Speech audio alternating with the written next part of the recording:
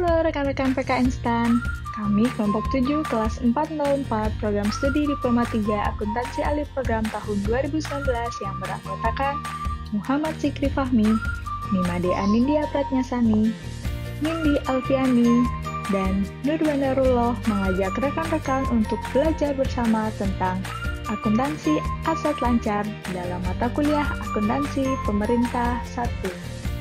Sebelum membahas perlakuan akuntansi untuk aset lancar, kita review sebentar apa itu aset. Aset adalah sumber daya ekonomi yang dikuasai dan atau dimiliki oleh pemerintah sebagai akibat dari peristiwa masa lalu dan dari mana manfaat ekonomi dan atau sosial di masa depan diharapkan dapat diperoleh baik oleh pemerintah maupun masyarakat, serta dapat diukur dalam satuan uang, termasuk sumber daya non-keuangan yang diperlukan untuk penyediaan jasa bagi masyarakat umum, dan sumber-sumber daya yang dipelihara karena alasan sejarah dan budaya. Suatu aset diklasifikasikan sebagai aset lancar jika diharapkan segera untuk direalisasikan, dipakai, atau dimiliki untuk dijual dalam waktu 12 bulan sejak tanggal pelaporan, atau berupa kas dan setara kas. Pertama, kita akan membahas mengenai kas. Kas adalah uang tunai dan saldo simpanan di bank yang setiap saat dapat digunakan untuk membiayai kegiatan pemerintah seperti kas di Bank Indonesia, di Bendahara Penerimaan dan atau Pengeluaran, maupun di kantor pelayanan perbendaharaan negara.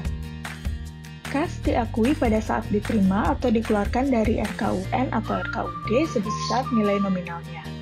Berikut ini adalah contoh transaksi yang melibatkan kas. Transaksi tersebut dicatat dengan jurnal finansial dan jurnal anggaran sebagai berikut.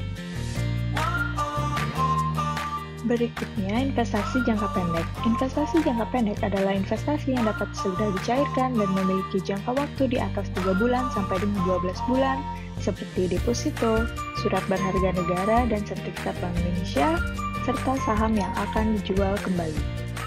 Investasi jangka pendek diakui pada saat bukti sertifikat atau dokumen yang dipersamakan diterima. Investasi dalam bentuk surat berharga dicatat sesuai nilai perolehan atau nilai wajar, sedangkan untuk deposito dicatat sesuai nilai nominalnya. Berikut ini adalah contoh transaksi investasi jangka pendek beserta jurnal finansial dan jurnal anggaran untuk mencatat transaksi tersebut. Selanjutnya, piutang jangka pendek merupakan piutang yang diharapkan dapat diterima kembali dalam jangka waktu 12 bulan atau kurang, antara lain yang berasal dari pendapatan negara, dari perikatan, dari tuntutan ganti rugi, dan yang timbul karena sebab lainnya. Piutang jangka pendek diakui ketika hak klaim untuk mendapatkan arus kas masuk atau manfaat ekonomi lainnya, serta diukur sesuai dengan nilai nominal atau nilai klaim. Sekarang kita perhatikan contoh berikut. Diterbitkan SKP sebesar 10 juta, maka pencatatan jurnal finansialnya adalah seperti ini. Kemudian, ini adalah contoh untuk penyisihan piutang tak tertagih.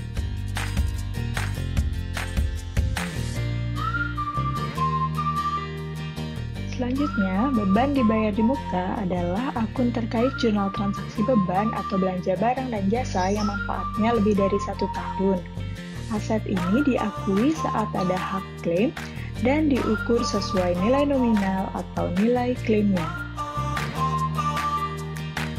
Kita perhatikan contoh berikut ini. Pencatatan dapat dilakukan menggunakan pendekatan aset atau pendekatan beban. Dan pada akhir tahun dilakukan penyesuaian. Berikut ini adalah jurnal dengan pendekatan aset.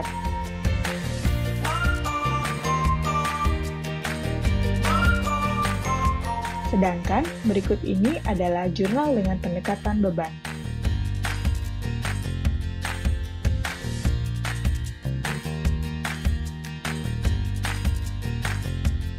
Dan aset lancar yang terakhir dalam pembahasan ini yaitu persediaan.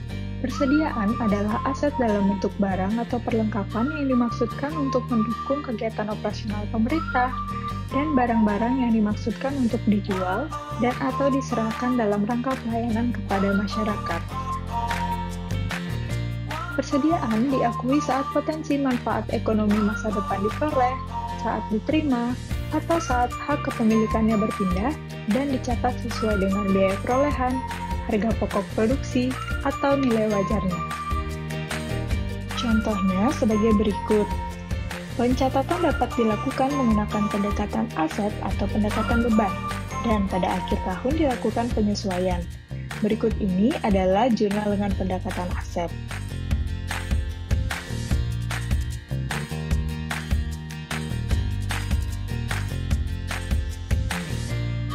Sedangkan berikut ini adalah jurnal dengan pendekatan beban.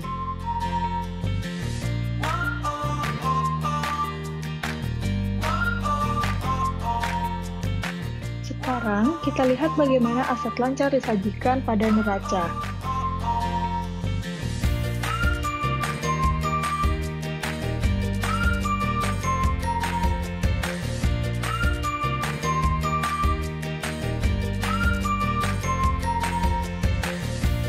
Aset lancar diungkapkan secara memadai pada CALK seperti berikut ini.